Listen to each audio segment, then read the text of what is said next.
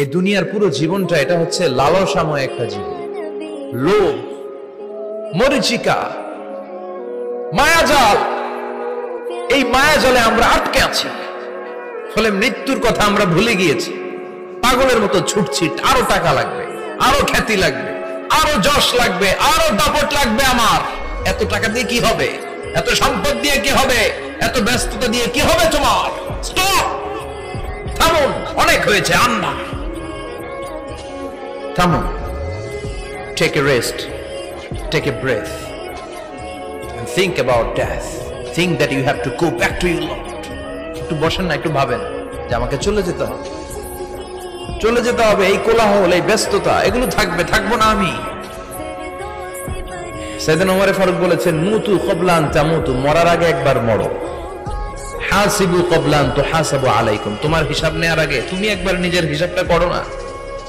কাগজ বের করে একটু লিখো না কি কি ভালো কাজ করছিলা, যেগুলো দিয়ে নাজাতের ওসিলা হতে পারে। 1 2 3, আর কি কি আকাম কুকাম করছো দেখো না, লিখে দেখো তোমার অবস্থাটা কি। মরার আগে একবার মরো। মরার আগে খাটের মধ্যে শুয়ে শটান করে চোখ বন্ধ করে একবার মরার ভান করে দেখেন কেমন লাগে।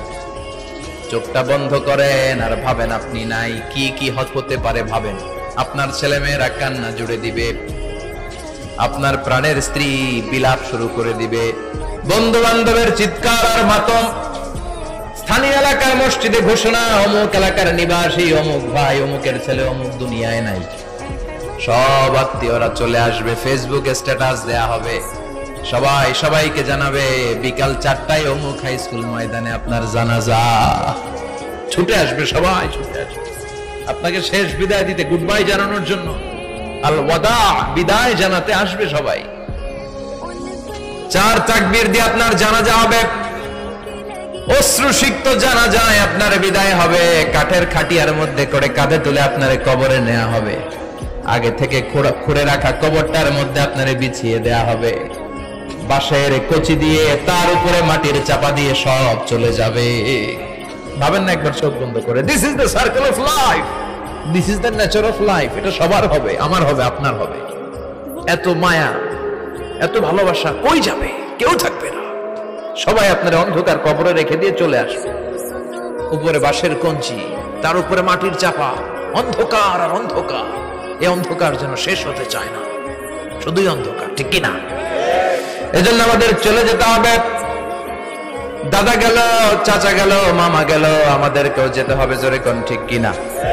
একদিন মাটির ভেতরে হবে ঘরে মন আমার, কেন বন্ধ দালান ঘর, প্রাণ পাখি উড়ে যাবে পিঞ্জর ছেড়ে।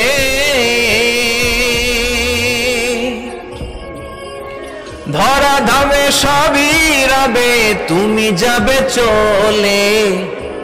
বন্ধু বান্ধব যত, মাতা পিতা দ্বারা সুত, সবই হবে তোমার পরে। মন আমার কেন বন্ধ দালান ঘর, একদিন মাটির ভেতরে হবে ঘরে মন আমার, কেন বন্ধ দালান ঘর, ঠিক কিনা? সব করে থাকবে, চলে যেতে হবে আমাদেরকে। এজন্য আখিরাতের কথা যেন আমাদের স্মরণ হয়। বিষ্ণুই বলতেন, নাহাইতুকুমান জিয়ারাতিল কুবুর, আমি তোমাদেরকে কবর জিয়ারত করতে আগে নিষেধ করতাম, কিন্তু এখন নিষেধাজ্ঞা প্রত্যাহার করে নিলাম। এখন সব সময় তোমরা কবরের সামনে যাবা আর জিয়ারত করবা। কবরস্থানে জানতো বড়ুয়া কৃষ্ণপুরের এই গ্রামের কবরস্থান আছে কোন দিকে? পূর্ব দিকে আছে, গোখরার জলের ওদিকে। যান আপনারা, একটু যাবেন, একটু গেলে আখিরাতের কথাটা স্মরণ হবে। ওখানে ছোট শিশুরা শুয়ে আছে, কিশোর যুবকরা আছে, আপনার মতো তাগড়া যুবক, মুরব্বীরা আছে। এরা এই এলাকায় থাকতো, এরা আকাশ থেকে নেমে আসে না, এই এলাকার সন্তান, আজ নাই। একটা সার্টেন পিরিয়ড শেষে আপনিও থাকবেন না। This is the nature of life, this is the circle of life. ছোট্ট শিশু হয়ে এসেছিলেন, শৈশব, কৈশোর, যৌবন, প্রৌঢ়ত্ব। আগে ছিলেন সিঙ্গেল, বিয়ে করে হয়ে গেলেন ডবল। এরপরে আল্লাহ আপনাকে একটা মেয়ে দিল, এরপরে মেয়েকে বিয়ে দিয়ে শ্বশুর হলেন, এরপরে ওই মেয়ের ঘরে সন্তান হতে নানা হলেন। আর কতদিন? অনেক দিন হলো তো, অনেক লম্বা সময় পেয়েছেন আপনি। Think about that. এবার যাওয়ার